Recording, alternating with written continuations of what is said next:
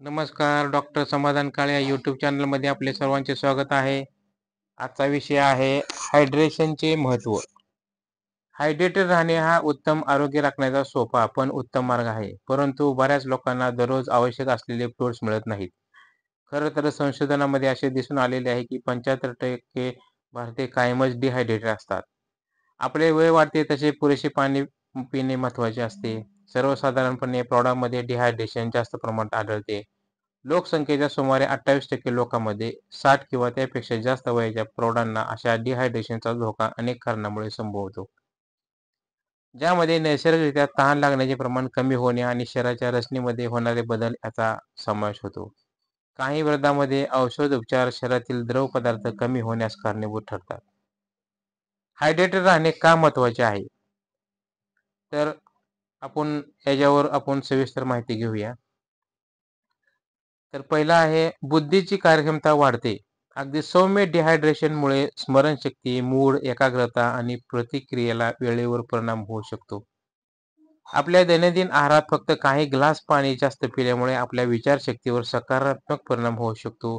चिंता वाटणे कमी होऊ शकते. विशेषतः वृद्ध व्यक्तींना महत्त्वाचे आहे, ज्यांना वयामुळे डिहायड्रेशन आणि विचारशक्तीवर परिणाम होण्याचा जास्त धोका असतो.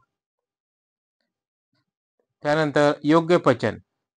अन्न योग्य प्रकारे पचवण्यासाठी शरीराला पाण्याची आवश्यकता असते. पुरेसे पाणी घेतले नाही तर आतड्याच्या समस्या, गॅस, सूज येणे, छातीत जळजळ आणि इतर शारीरिक अस्वस्थता जाणवू शकते, ज्यामुळे जीवनाची गुणवत्ता खालावते. पाण्यातील खनिजे आपल्या शरीरासाठी विशेष फायदेशीर असतात. तुम्ही फ्रुट्स किंवा एखादे पेय खरेदी करत असाल तर त्यात सोडियम आणि मॅग्नेशियम असल्याची खात्री करा. त्यानंतर ऊर्जेचे नियमन. डिहायड्रेशनमुळे रक्ताभिसरणावर तसेच मेंदूला होणाऱ्या ऑक्सिजनच्या पुरवठ्यावर परिणाम होतो. द्रवपदार्थाच्या अभावामुळे हृदयाला संपूर्ण ऑक्सिजन शरीरात पुरवठा करण्यासाठी जास्त कष्ट पडू शकतात. त्यावर त्याचा ताण येऊ शकतो. त्यामुळे शरीरातील जास्त ऊर्जा खर्च होते. त्यामुळे थकल्यासारखे वाटते, आळशीपणा येतो आणि लक्ष केंद्रित करण्याची क्षमता कमी होते. त्यानंतर वजनाचे व्यवस्थापन.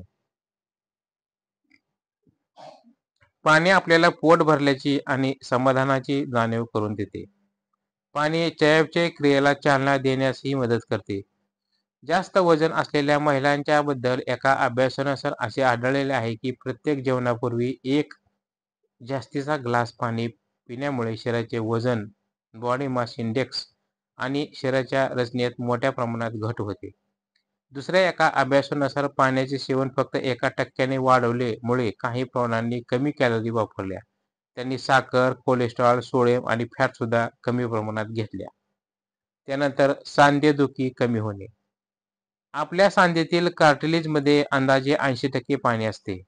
पाण्याचे प्रमाण योग्य राखल्याने ते सांध्यासाठी उत्तम वंगण म्हणून काम करते. त्यामुळे कोणत्याही हालचालीदरम्यान हाडांचे घर्षण कमी होण्यास मदत होते. कमी घर्षण म्हणजे सुलभ हालचाली करणे, सांधे आणि कमीत कमी वेदना. त्यानंतर शरीराच्या तापमानाचे नियमन. पाण्याची पातळी बिघडते तेव्हा आपले शरीर अधिक उष्णता साठवते. यामुळे आपली गरम तापमान सहन करण्याची क्षमता कमी होते. पाण्याची पातळी योग्य असल्यास हालचालीनंतर घामावाटे ते बाहेर जाते आणि शरीर कूल होण्यास मदत होते. त्यानंतर किडनी स्टोनचा धोका कमी होणे. मूत्राशयातील काही खनिजांच्या स्फटिकामुळे किडनी स्टोनचा धोका संभवतो. भरपूर पाण्याने ही खनिजे विरघळतात आणि त्यामुळे त्याचे खडे होण्याचा धोका टळतो. पाण्यामुळे मूत्राशयातील काही घातक बॅक्टेरिया बाहेर टाकले जातात आणि मूत्राशय कोणत्याही संसर्गापासून दूर राहते. त्यानंतर निरोगी हृदय. आपण पुरेसे पाणी पिऊ शकत नाही तेव्हा ते एका ठिकाणी साचते, ज्यामुळे महत्त्वपूर्ण खनिजे म्हणजे इलेक्ट्रोलाइट्स असंतुलित होऊ शकते. पोटॅशियम आणि सोडियम सारखे खनिजे आपल्या हृदयाच्या योग्य कार्यासाठी महत्त्वाचे आहेत. त्यानंतर डिटॉक्सिफिकेशन. शरीराला आवश्यक तेवढा पाण्याचा पुरवठा केला तरच शरीरातल्या नैसर्गिक डिटॉक्सिफिकेशन प्रक्रिया व्यवस्थित काम करेल. म्हणजे शरीरातील अनावश्यक घटक शरीराबाहेर टाकण्यासाठी ही क्रिया लघवी, श्वासोच्छ्वास, घाम आणि आतड्यातील योग्य पचनामुळे होते. त्यानंतर डोकेदुखीपासून सुटका. फ्लूइड्समधल्या एखाद्या पदार्थाच्या थोड्या कमतरतेनेही मेंदूला त्रास जाणवू शकतो, ज्यामुळे काहींमध्ये डोकेदुखी आणि मायग्रेनचा त्रास सुरू होतो. हायड्रेटेड राहिल्यास या त्रासापासून सुटका होण्यास मदत होते. तर हायड्रेटेड कसे राहायचे, तर डिहायड्रेशन पासून दूर राहण्यासाठी आहारात जास्त पाणी आणि पाणी असणारे पदार्थ असणे गरजेचे आहे. काही महत्त्वपूर्ण उपाय, तर दिवसातून 8 ग्लास पाणी पिणे हा सोपा उपाय आहे.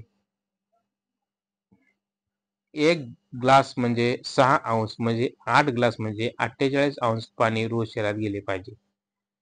तहान लागलेली पूर्वी नसल्यास वाटत असेल तेव्हा घोट पाणी प्या. दिवसभर आपल्याबरोबर पाण्याची भरलेली बाटली ठेवा. आधीचे पाणी संपले की स्वच्छ पाण्याने बाटली परत भरा. विशिष्ट परिस्थितीमध्ये काही विशिष्ट परिस्थितीमध्ये म्हणजे चांगल्या हायड्रेशनसाठी अधिक पाण्याची पिण्याची आवश्यकता असते. उदाहरणार्थ शारीरिक व्यायाम किंवा जास्त हालचाली, गरम किंवा दमट हवामान किंवा आपल्याला पचन किंवा उलट्याचा त्रास होत असेल तर आपल्याला पाणी पिण्याची आवश्यकता जास्त असते. तर आपल्याला ही माहिती कशी वाटली? लाईक करा, शेअर करा, सबस्क्राईब करा. धन्यवाद.